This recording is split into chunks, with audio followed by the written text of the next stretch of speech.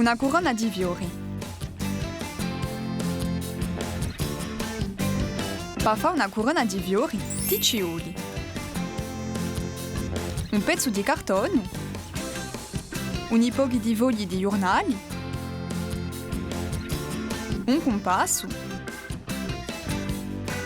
un cutter, una bottiglia di coda, una siguletta.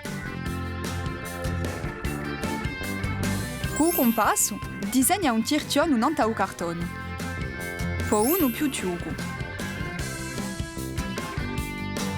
Tada con un cutter i due tirci, attenta a rispettare i contorni e poi attenta ai diti.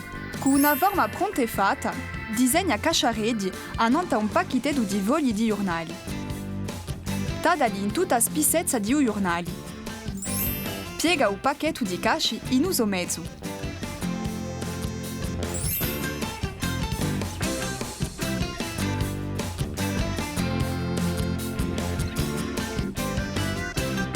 Appiccica ogni cascia l'una nanta l'altra a nanta corona, di modo biduccio.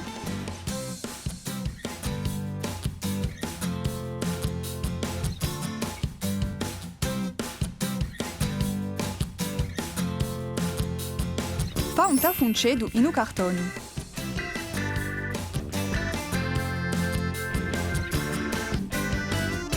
Fa passare una misura di siguletta. Forma una Bibbia da appena da corona.